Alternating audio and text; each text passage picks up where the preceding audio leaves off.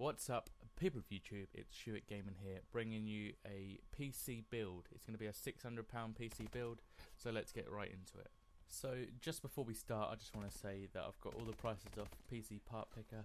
So if you're looking for a PC like this, then you maybe shop around a little bit. You might be able to find just a cheaper deal somewhere else. So without further ado, let's get into the build itself. For the first component CPU, I've gone for the Core i5 4590 3.3 GHz from Intel. This isn't the overclockable one, but it's still a quad core, and you're really going to want to go for a quad core now because most games are recommending quad core processors, and without it you're going to be struggling. Even though it's not overclockable, it's still a really fast processor at 3.3 GHz, and at this price range you don't really need an overclockable processor or motherboard really, because you're not going to have enough money for graphics cards and things like that.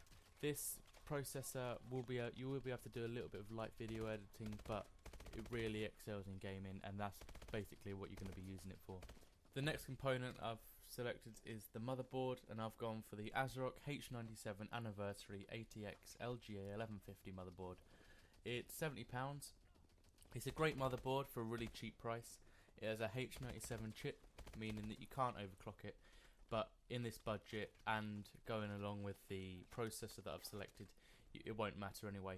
It has 4 RAM slots of up to DDR3 1600 MHz and supports up to 32 GB of RAM, and there is no Crossfire or SLI support, but at this price range of £600 you're probably not going to be wanting 2 or 3 graphics cards to go with it. The RAM that I've selected is Crucial Ballistix Sport 8GB running at DDR3 1600. It's 2 sticks of 4GB, so in the future you can upgrade to 4 sticks of 4GB to give you a total system memory of 16GB, along with the ASRock H97. It's £40 at the moment, so it's really cheap, good quality and reliable memory. But if you wanted something a bit more, you could search around on other websites and find something maybe with a heat spreader or something like that.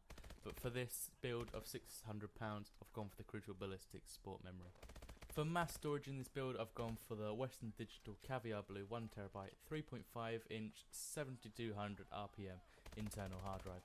It's currently going for around £40. It's a great deal for a 1TB, and it's really reliable and cheap. In this build I haven't gone for an SSD, but it's a possible upgrade in the future because SSDs have started to reduce in price year on year, so next year you can pick yourself up one pretty cheap. If you need more storage you can pick up a 2TB, but for this £600 range PC build I've just gone for this 1TB, but if you do need more, like I said, you just pick up the 2TB or even more. For the video card in this build I've gone for the XFX Radeon R9 280 3GB double dissipation video card. It's currently going for around £166 and packs a lot of performance for the money. It has 3GB of video RAM and is one of the best mid-range video cards at the moment. You can play Witcher 3 at around high settings and still get on average about 45 frames per second. And games like GTA can take full advantage of the 3GB of video RAM that it has, because GTA is quite a big video RAM hog. It has a great cooler allowing you to overclock this card, and for £166 this graphics card is a great deal. For the power supply I've gone for the EVGA 500W 80+ certified ATX power supply.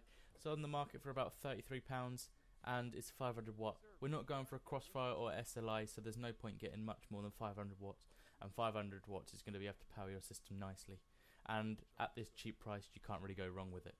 Finally, wrapping everything up, for the case I've gone for the Corsair 200R ATX mid tower. It's going for around £50, and for this £600 price range the Corsair 200R is going to be perfectly fine. It's going to suit your needs. It may look a little bit bare on the outside, but the inside, the cable management is fine, and you'll be able to get all your components in there just fine. If you are going to upgrade, you may have to get a slightly bigger case, so if you upgrade the motherboard into a larger ATX like M-ATX or something, you may have to get a larger case, but unless you're going to do that, this one will be perfectly fine for you. Thanks for watching the video. I hope you like the PC build, the £600 PC build. If you've got any suggestions for me, if you'd like a different price range, leave it in a comment below. If you liked the video, give it a thumbs up. If you disliked it, give it a thumbs down. And if you've got any other suggestions for me, leave them in the comments as well. Subscribe for more videos like this and other gaming related stuff, and see you later.